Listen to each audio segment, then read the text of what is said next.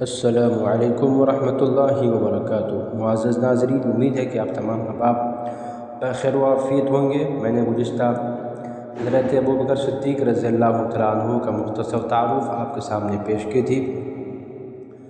آج کچھ اور بھی ان کے متعلق کچھ باتیں لے کر حاضر ہوا ہوں۔ اس سے پہلے یہ کہ جو ابھی تک چینل کو سبسکرائب لائک نہیں کیے ہیں، برائے مہربانی سبسکرائب لائک اور شیئر کر دیں، جزاک اللہ۔ آپ کو بتاتا چلوں ناظرین کرام کہ حضرت ابوبکر صدیق رضی اللہ تعالیٰ عنہ اسلام کے پہلے خلیفہ، نبی مکرم صلی اللہ علیہ وسلم کے سب سے زیادہ قریبی اور اسلام لانے والے سب سے پہلے مردوں میں آپ ہی ہیں۔ حضور اکرم صلی اللہ علیہ وسلم کے سفر و حضر کے ساتھی اور 43 سالہ جمال نبوت کا مشاہدہ کرنے والے شخصیت کا نام حضرت ابوبکر صدیق رضی اللہ تعالیٰ عنہ ہے۔ ان کے بارے میں نبی مکرم صلی اللہ علیہ وسلم کے ارشادات عالیہ سماعت فرمائیں۔ نمبر 1، ابوبکر سوائے نبیوں کے سب انسانوں سے افضل ہیں۔ نمبر 2، میری امت میں میری امت پر سب سے زیادہ مہربان ابوبکر ہے۔ نمبر 3، حضور اکرم صلی اللہ علیہ وسلم نے فرمایا کہ قیامت کے دن سب سے پہلے میرے اوپر سے زمین کشادہ ہوگی، پھر ابوبکر، پھر عمر کے اوپر سے۔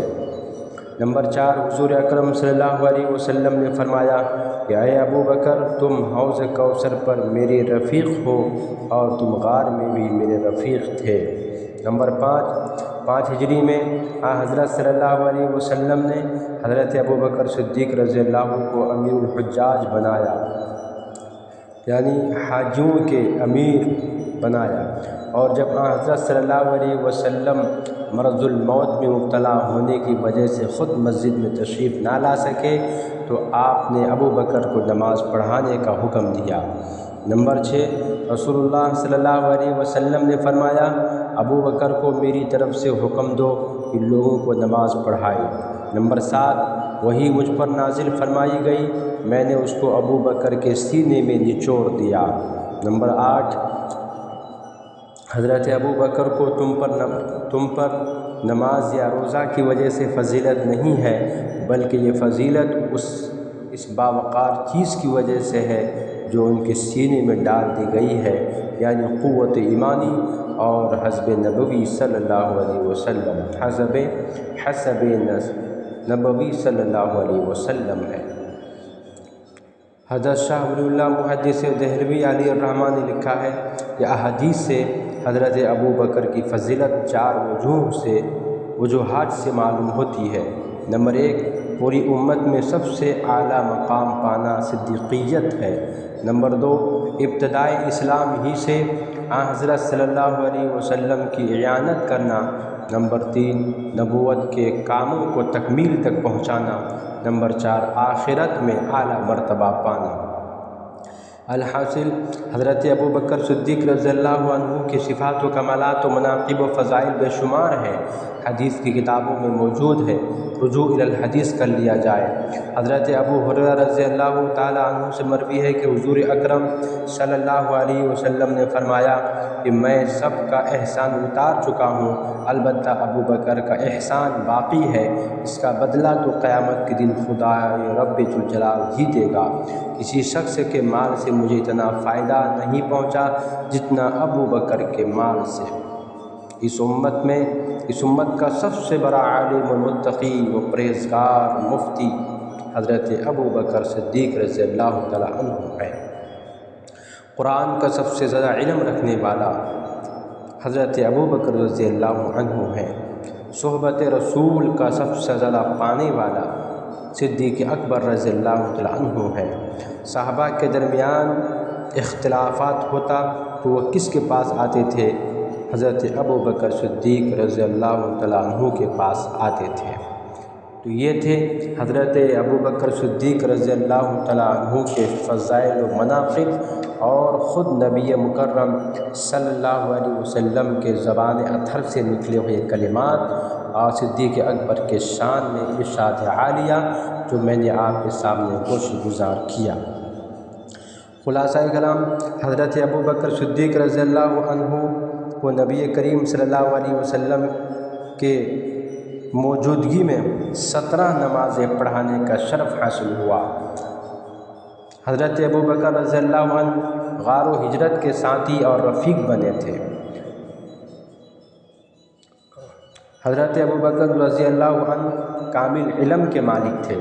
حضرت ابو بکر رضی اللہ عنہ تقوی و طہارت میں بے مثال تھے۔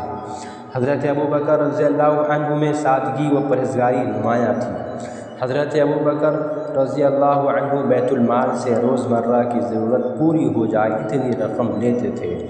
حضرت ابو بکر رضی اللہ عنہ نے زکوٰۃ کے منکروں کا خاتمہ کیا تھا اور آپ ہی نے سب سے پہلے معراج کی تصدیق کی تھی۔ حضرت ابو بکر رضی اللہ عنہ ابو بکر نے قرآن ایک جگہ جمع فرمایا تھا۔ حضرت ابو بکر صدیق رضی اللہ عنہ نے کبھی بیت المال میں مال و دولت کو جمع نہیں ہونے دیا۔ جو کچھ آتا مسلمانوں میں خرچ فرما دیتے تھے۔ غربا و مساکین کا سہارا، بے کسوں کا سہارا، لاچاروں کا سہارا، تمام امتوں میں مرتبہ میں سب سے اعلیٰ، جن کا نام اسم گرامی حضرت ابو بکر صدیق رضی اللہ تعالیٰ عنہ ہے۔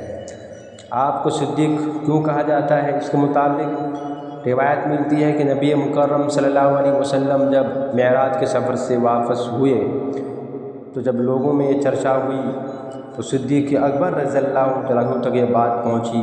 وہ کہا کہ ہاں، جب نبی محمد فرما رہے ہیں تو بالکل یہ بات درست ہے کہ انہوں نے ایک رات میں آسمان کا سفر کیا اور پھر واپس آ گئے۔